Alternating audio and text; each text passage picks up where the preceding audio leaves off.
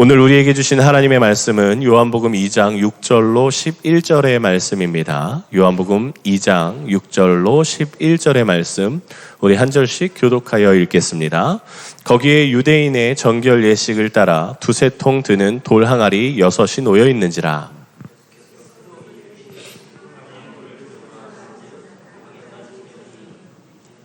이제는 떠서 연회장에게 갖다 주라 하심에 갖다 주었더니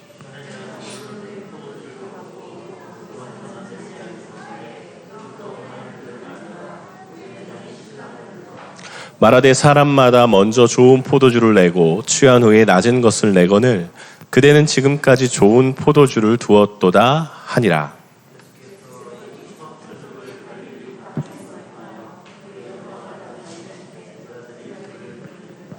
아멘.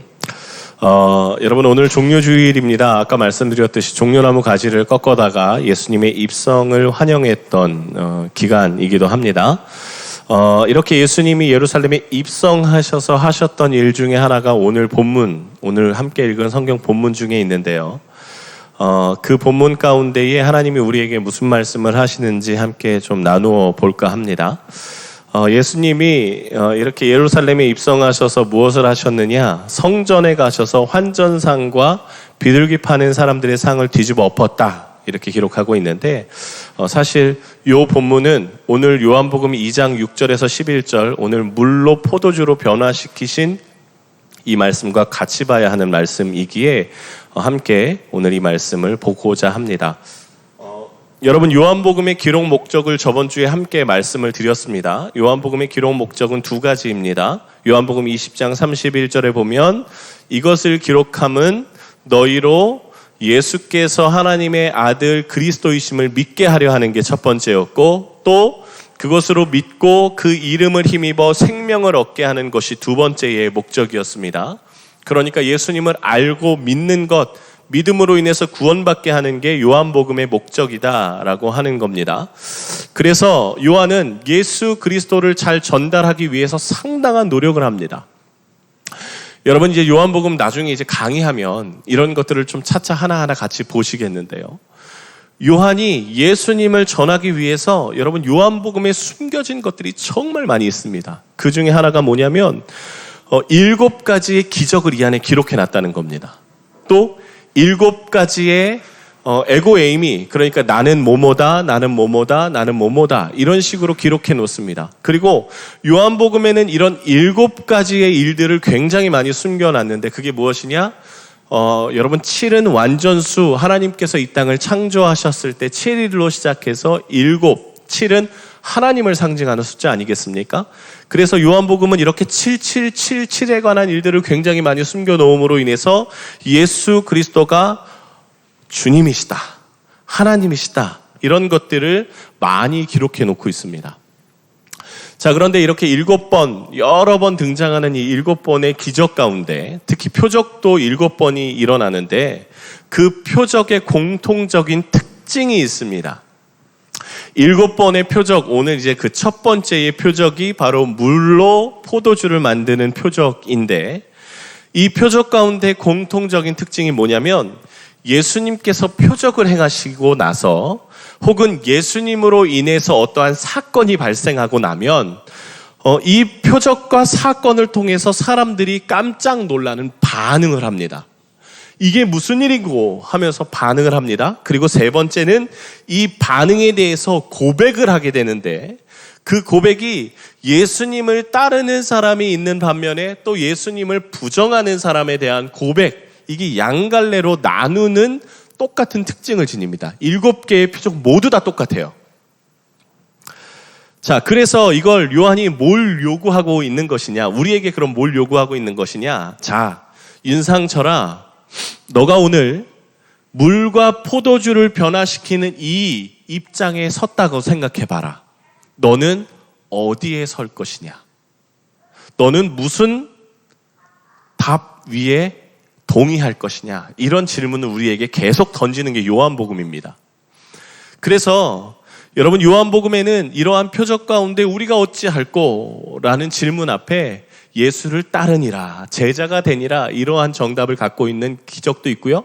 반대로 예수를 대적한다라고 표현하는 구절도 있습니다. 그래서 우리에게 던지는 겁니다. 그러면 너는 어디에 설 것이냐? 선택지를 주는 것이지요. 그래서 오늘 제가 전하는 이 요한복음 2장의 말씀에는 결론이 없습니다.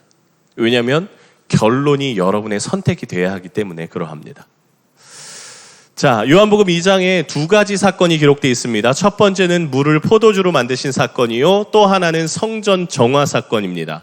이 두 사건은 다른 것 같지만 사실 한 가지 메시지를 담고 있습니다. 그런데 그 전에 우리가 요한에 대한 의도성을 좀 갖고 이 메시지를 봐야 하는 것인데, 그것은 요한이 이 메시지의 핵심 메시지를 숨겨놓고 있기 때문에 그 전부터 한번 확인을 해봐야 될 필요가 있습니다. 여러분 한번 보세요. 요한복음 1장 29절의 말씀에 보면 한번 띄워줘 볼래요? 자, 오늘 물로 포도주를 만드신 사건의 이전입니다. 이전으로 지금 돌아갔습니다. 자, 이튿날 요한이 예수께서 자기에게 나오심을 보고 이르되 보라, 세상 죄를 짊어지고 가는 어린 양이로다. 이 얘기를 하고 지금 하루가 지났습니다. 이튿날, 그러니까 하루가 지났다는 거죠. 그리고 나서 또 시간이 지나갑니다. 또 넘겨주세요. 또 이튿날 요한이 자기 제자 중에 두 사람과 함께 섰다가, 그러니까 지금 일자가 하루를 건너뛰고 또 하루가 지났다는 겁니다. 또 넘겨주세요. 또 이튿날입니다. 예수께서 갈릴리로 나가려 하시다가 빌립을 만나 이르시되 나를 따르라 하시니, 그러니까 지금 며칠이 지난 겁니까? 자, 첫날 시작해서 이튿날, 자, 첫날 시작해서 이튿날, 그리고 또 이튿날, 그리고 또 이튿날, 그리고 그 다음날 한번 보세요. 요한복음 2장 1절 넘겨줘 보세요. 요한복음 2장 1절 없어요? 제가 읽어드릴게요. 사흘째 되던 날 갈릴리 가나에 혼례가 있어 예수의 어머니 또 거기에 계시고, 이렇게 말씀합니다. 그러니까 또 지금 다음 날이 지난 겁니다. 그러면 여러분 지금 몇 날이 지난 걸까요? 한번 세볼까요? 몇 날이 지난 걸까요? 하루, 이틀, 사흘, 나흘, 닷새째 되는 날이어야만 합니다. 그런데 오늘 요한복음 2장 1절에 보면 뭐라고 기록하고 있느냐면 사흘째 되던 날이라고 기록하고 있습니다. 자, 성경이 틀린 걸까요? 성경의 메시지가 지금 틀리게 기록하고 있는 걸까요? 그게 아닙니다. 여러분, 많은 성경학자들이 오늘 요한복음에 나타나 있는 이 가나 혼례의 잔치가 사실은 요한이 아주 의도성을 가지고, 그리고 자신이 강조하고 싶은 말씀이 있기 때문에 여기에 배치했다라고 말합니다. 그게 무슨 말이냐?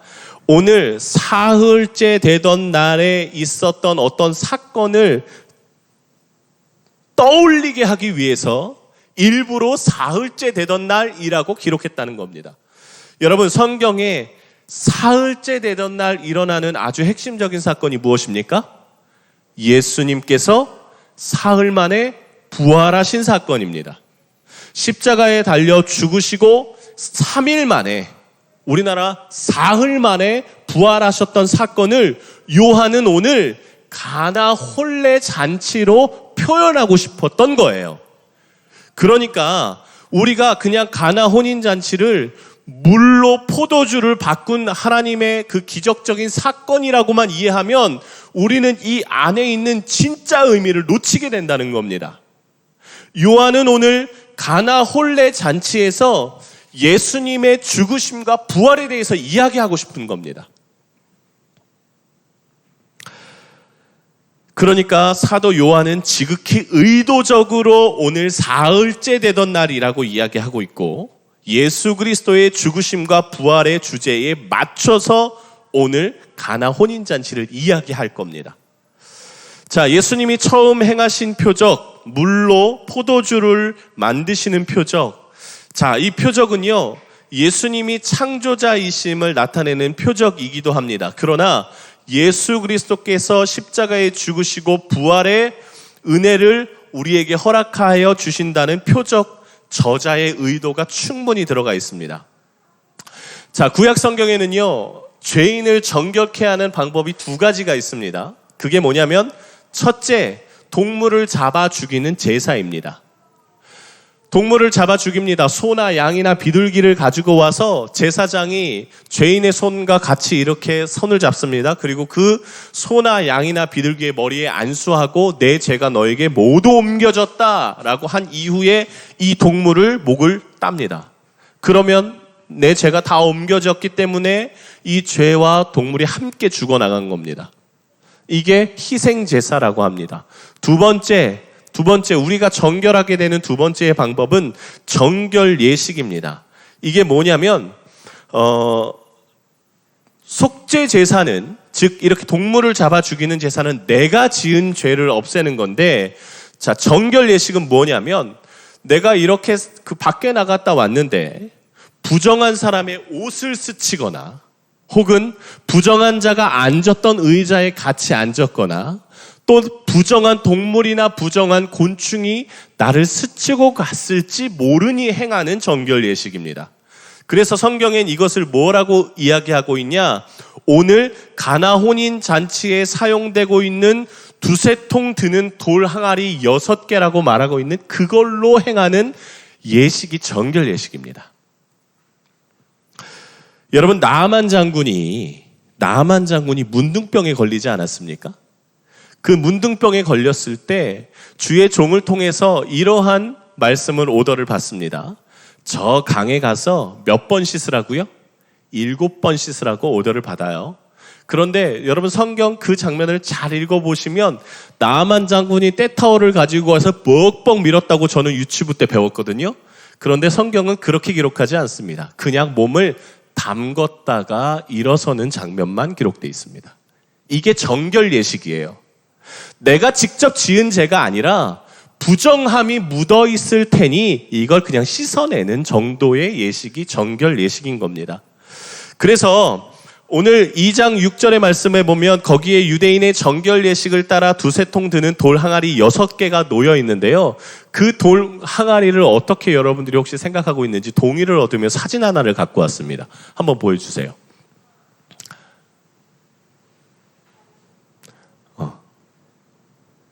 네. 이거는 그 어느 단체에서 성경을 가르쳐주는 그 영상을 가지고 제가 이렇게 캡처를 해갖고 온 겁니다.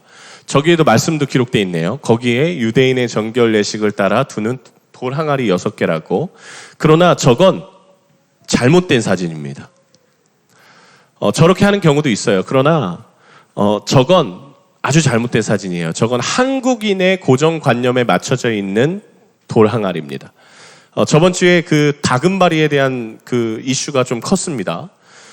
여러분, 한국인의 시선을 가지고 성경을 바라보면 저런 오류가 일어납니다. 오늘 성경에서 말하는 정결 예식에 사용되는 돌 항아리는 저런 게 아닙니다. 사진 한 장 더 넘겨줄래요? 저런 겁니다. 사실 아까 말하는 질그릇 항아리도 정결 예식에 사용했습니다. 그러나 질그릇 항아리는 어떠한 경우에 있냐면 각 집에서 문 앞에 놨다가 손 씻는 용도로, 그리고 손 씻고 나면 그 도기는 부정해졌기 때문에 깨버립니다. 그러나 오늘 여기서 말하는 정결 예식에 사용하는 두세 통 드는 돌 항아리는 사람 몸뚱아리 말합니다. 직접 가서 봤는데요, 정말 커요. 정말 큽니다.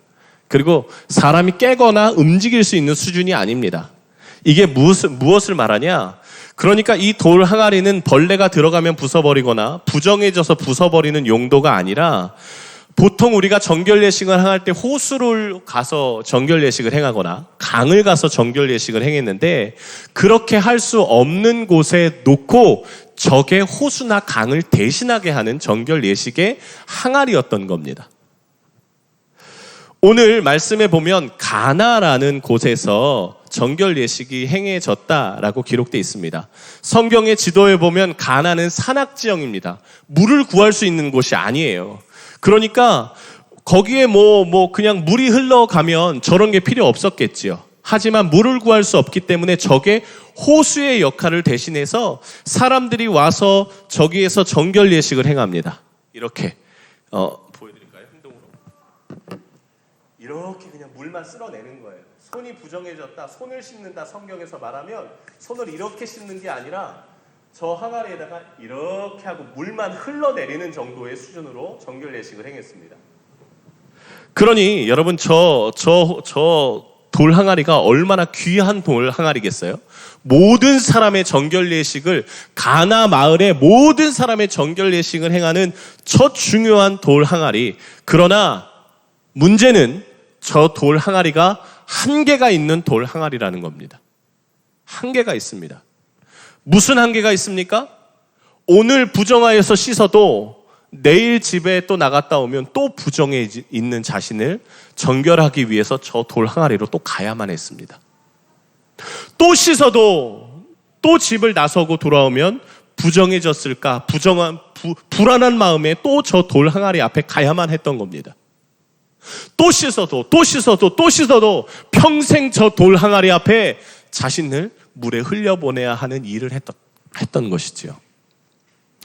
여러분, 이러한 불완전한 예식, 불완전한 물에 대한 기록이 성경에 요한복음에 또 한 번 등장하는데, 그게 언제냐면 요한복음 4장 13절에 기록되어 있는 사마리아 여인을 예수님이 만나는 순간입니다.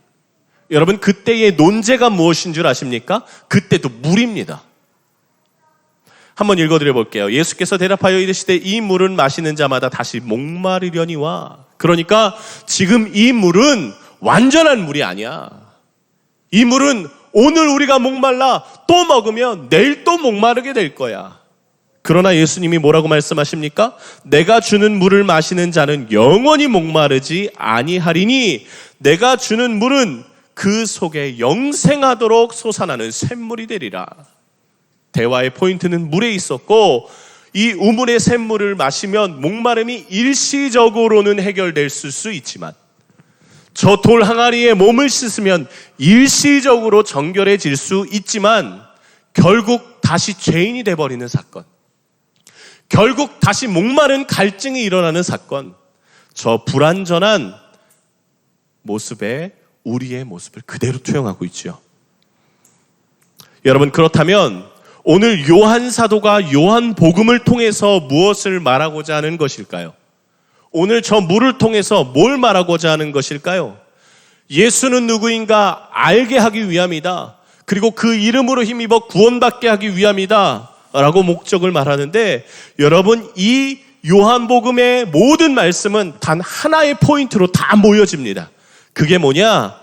예수가 누구인가? 그는 우리 죄악을 단번에 해결한 해결자라고 외치고 있습니다.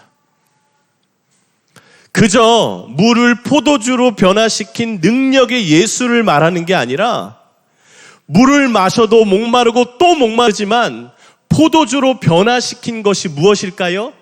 우리의 목마름을 해결할 수 있는 유일한 방법, 예수 그리스도의 피를 상징합니다.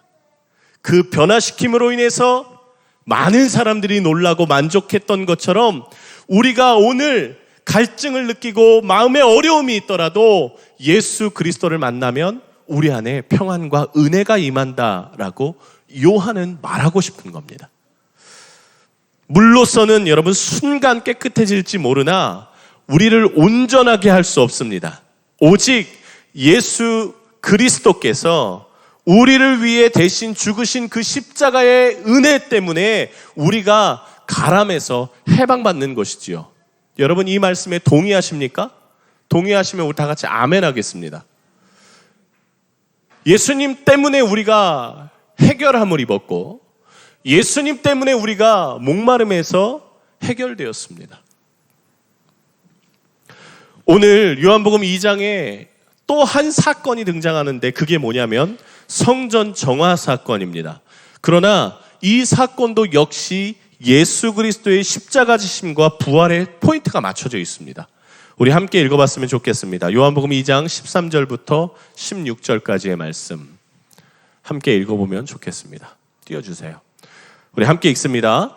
유대인의 유월절이 가까운지라 예수께서 예루살렘으로 올라가셨더니 성전 안에서 소와 양과 비둘기 파는 사람들과 돈 바꾸는 사람들이 앉아있는 것을 보시고 노끈으로 채찍을 만드사 양이나 소를 다 성전에서 내쫓으시고 돈 바꾸는 사람들의 돈을 쏟으시며 상을 엎으시고 비둘기 파는 사람들에게 이르시되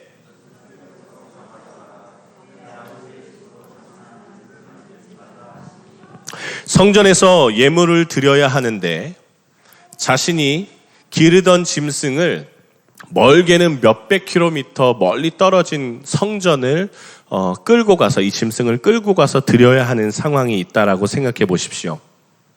가는 길에 광야도 있고 절벽도 있고 결국 가다가 내가 드려야 되는 소와 양이나 비둘기가 흠집이 나게 되고 죽게 되는 상황에 이르는 경우가 많았습니다.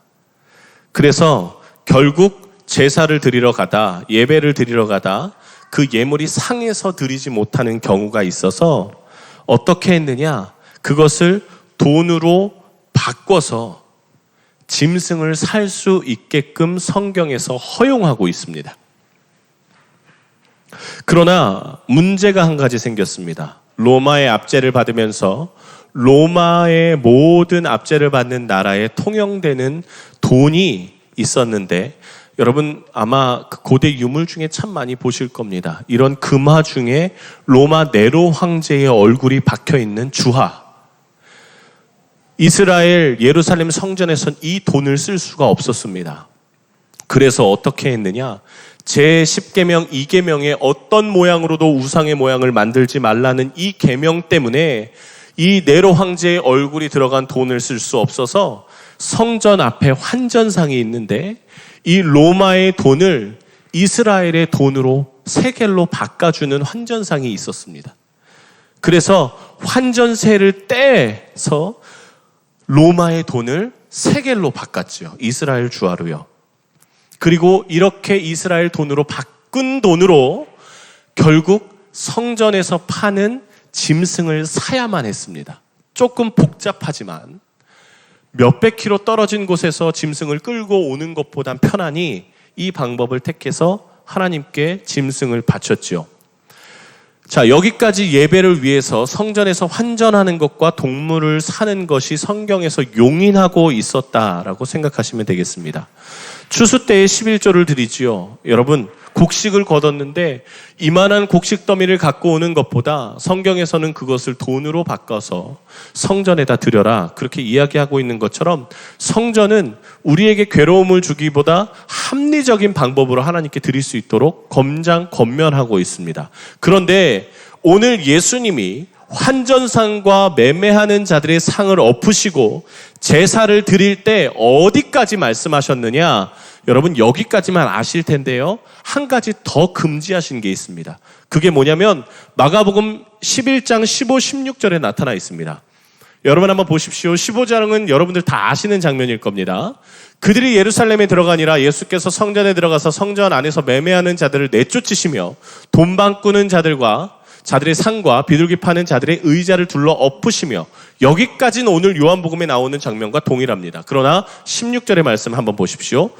아무나 물건을 가지고 성전 안에서 지나다님을 허락하지 아니하시고 이게 뭘 의미하는 줄 아십니까? 이거는요 이런 겁니다. 성전에서 짐승을 잡아 죽이기 전에 또 잡아 죽일 때 어떻게 했느냐?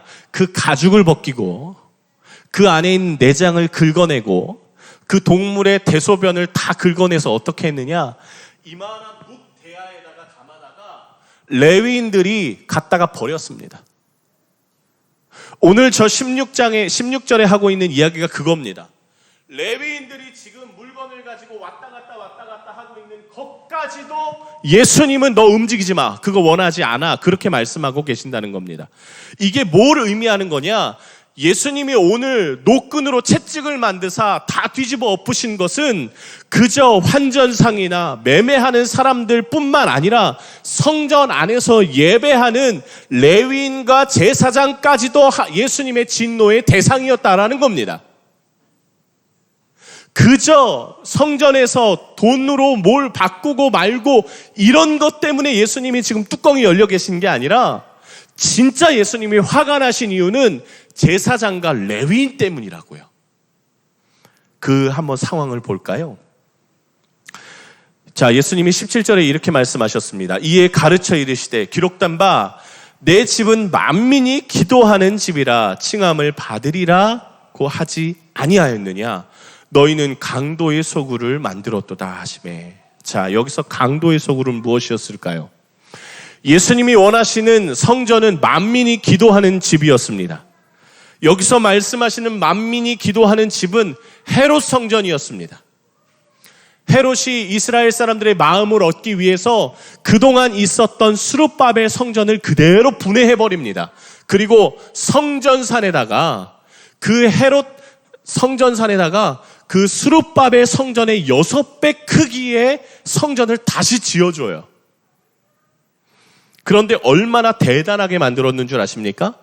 많은 역사학자들이 말합니다. 이 헤롯 성전이 이 당시 스핑크스가 아니죠. 피라미드보다 더 큰 세계 최대의 건물이었다.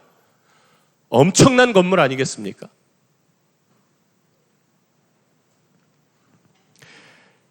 헤롯이 그렇게 크게 지어줍니다. 그런데 여러분, 이 헤롯 성전을 보시면 굉장히 특징 중에 하나가 있는데, 이 성전을 둘러싸고 있는 성벽이 있고, 이 성전을 둘러싸고 있는 또 조그만 성벽이 하나 또 있다는 겁니다. 뭐냐?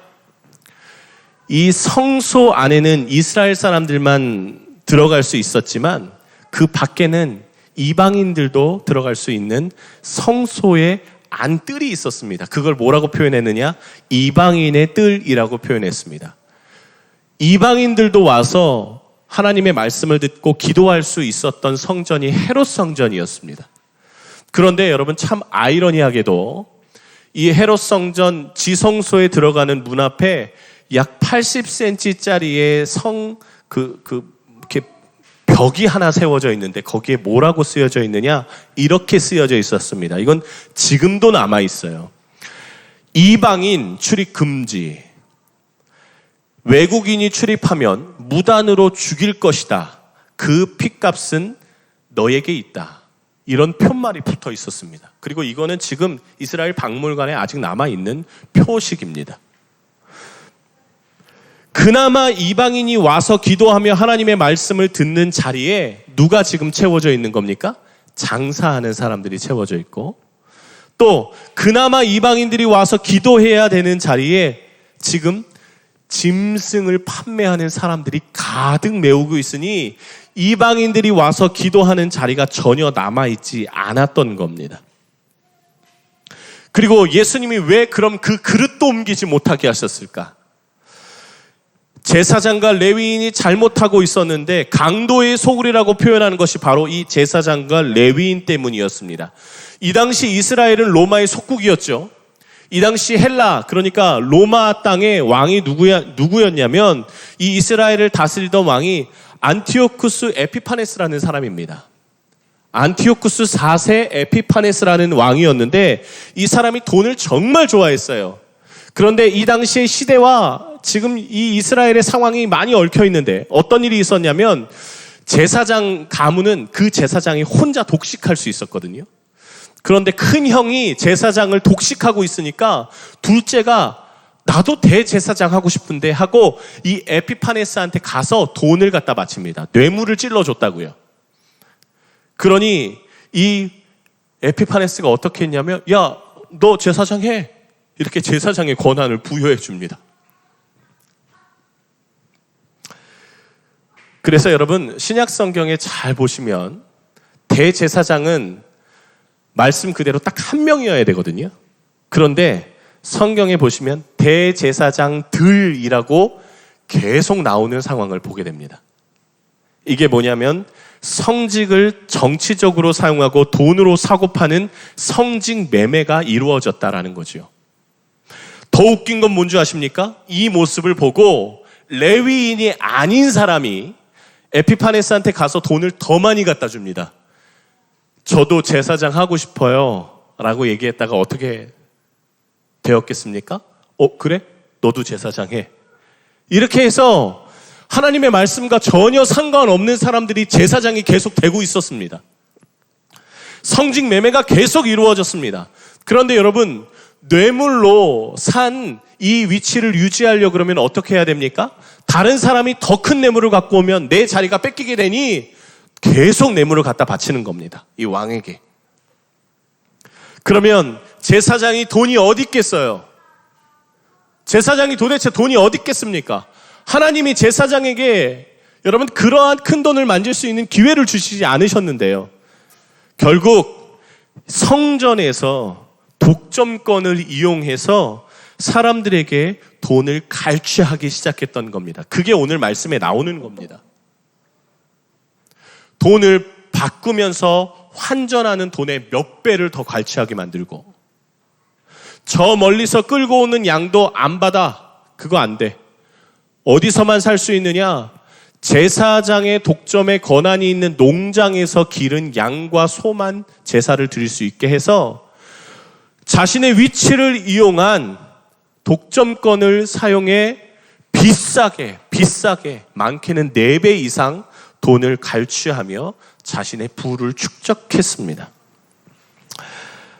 여러분, 예수님이 성전이 성전되지 못하고 하나님의 말씀을 듣고 회개하며 하나님께 나아가기 위한 자리가 아니라 그저 몇몇의 배를 불리고 그 자리를 유지케 하기 위한 수단으로 퇴색돼 버린 이 성전을 예수님이 돈벌이조차 아니 움직이지 마, 그거 아니야.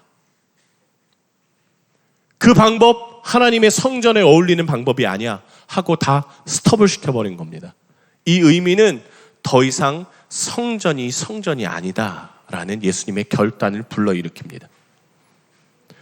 요한복음 2장 19절에 예수님이 이렇게 말씀하십니다. 예수께서 대답하여 이르시되 너희가 이 성전을 헐라 내가 사흘 동안에 일으키리라.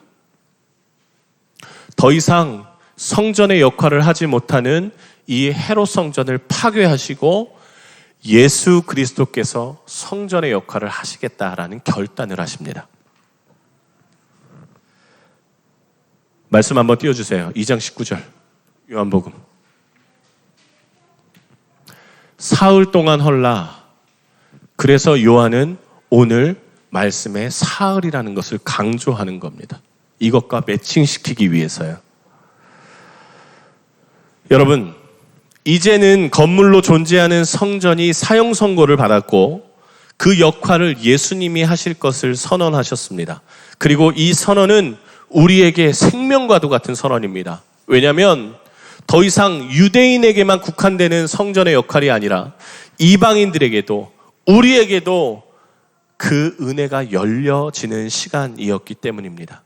3일 만에 헐고 짓는 성전, 예수 그리스도께서 십자가에 죽으시고 사흘 만에 부활하신 사건을 통해서 누구나 하나님께 나아가며 누구나 예수님이 변호자 되어주시고 누구나 그 은혜에 힘입어 주께 나올 수 있는 길을 여신 것, 그게 오늘 예수님께서 선포하신 사건입니다. 여러분, 성전이 성전되지 못하면 예수님이 그 성전을 헐어버리세요. 자, 결론 없는 말씀에 마무리를 지어볼까 합니다. 여러분, 오늘 우리에게 해결되지 않은 문제들이 분명히 있죠. 아픔도 있고 질병도 있고 물질적인 괴로움도 있습니다. 한계에 부딪힌 어려움에 놓일 수 있고 이 어려움은 우리에게 계속 줄줄이 우리에게 다가올 겁니다. 그리고 그 문제들은 우리를 다가와 계속 짓누를 거예요. 그 옛날 이스라엘에서도 가나에서도 사마리아에서도 해결되지 않는 문제들 앞에 괴로워했던 사람들이 있었던 것처럼 하물며 예배드리는 성전 안에서도 해결되지 않아서 해결함을 얻지 못해서 시달려야 했던 사람들이 있었던 것처럼 우리에게도 그러한 일들은 오늘 일어납니다. 그러나 여러분, 예수님께서 오늘 요한 사도를 통해서 말씀하고자 하시는 메시지가 무엇입니까? 그래? 해결되지 않아? 그러면 나에게 와. 그러면 생명의 샘물인 예수 그리스도에게 와. 성전에 와서도 해결되지 않아? 그러면 성전 대신 예수 그리스도께 나아가 봐. 오늘 그 이야기를 하고 있는 건 아니겠습니까? 짓눌린 인생 앞에 구원의 길을 여신 분이 예수 그리스도야. 죽음을 해결할 수 없는 이 어려움 가운데 놓여 있는 사람들에게 예수 그리스도께서 죽음을 해결하셨다고, 그분이 구원자시라고 이야기하고 있지 않습니까? 여러분, 오늘 한번 선택해 보셨으면 좋겠습니다.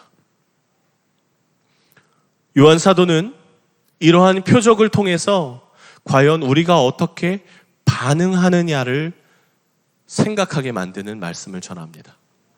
여러분, 그리스도인으로서의 선택은 무엇일까요? 그리스도인으로서의 선택은 예수일 겁니다.